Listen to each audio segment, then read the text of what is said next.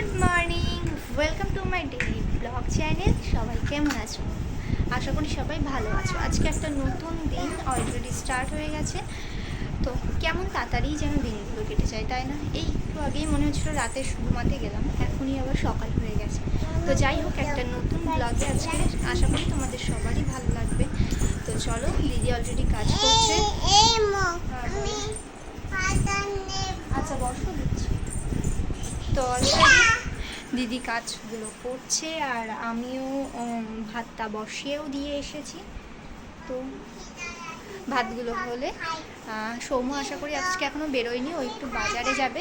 তো অলরেডি নিশ্চয়ই চিকেনই নিয়ে আসবো, ও বাজারে যাবে মানে। তো চিকেন আর ভাত, আর কিছুই করবো না আজকে। তো চলো, আর আমি অলরেডি বালিশের কভার পাল্টেছি আর এখানে সব দাম করা রয়েছে, তো এগুলোকে কাচতে হবে। তো চলো আপাতত এই কাজগুলো কমপ্লিট করে আসি আগে, তারপর আবার ফিরে আসি। আজকে সকালের পর আর কোনো ভিডিও আবার আপডেট আমি তোমাদেরকে দেইনি, কারণ তাড়াতাড়ি স্নান করে মাম্মামকে খাইয়েও আমিও শুয়ে পড়েছিলাম, ঘুমিয়ে পড়েছিলাম। তো আজকে সকালে বাজারে গেছিলাম, কারণ সকালে আজকে শুধু ভাত আর আলু সেদ্ধ, ডাল আর পেঁয়াজ ফোড়ন দিয়ে আর ডিম সেদ্ধ এটুকুই করেছিলাম, কারণ বাড়ির পাশে চিকেনের দোকানটা বন্ধ ছিল, তো সেই জন্য ওখান থেকে আনতে পারিনি। তো এইটুকু করে দুপুরের মতো খাবার করে তাই আমি গিয়েছিলাম বাজারে।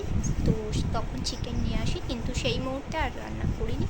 তো আমি সব কিছু গুছিয়ে ফ্রিজে রেখে দিয়েছিলাম, তো এখনই সেটা রান্না করবো সন্ধ্যাবেলা।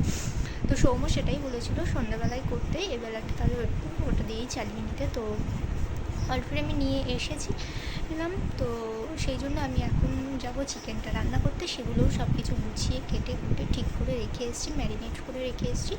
আর নিয়ে এসেছি একটু চাটাও করলাম, তো চা দুধ সব কিছু গরম করলাম। তো মামামের খাওয়া দাওয়া সব কিছু কমপ্লিট হলো। এবার যাব একটু চিকেনটা রান্না করতে। চিকেনটা রান্না করে ভাতটা যেহেতু বেশি ছিল আজকে ফ্রিজে তুলে দিয়েছিলাম, তো কারণ কাল রাত্রে একটু মেশানো ভাত ছিল, কারণ সেই জন্য ফ্রিজেও তুলে দিয়েছিলাম, তাহলে নষ্ট হয়ে যেত। তো সেই ভাতটাও আবার একটু গরম জলে গরম করে নেবো।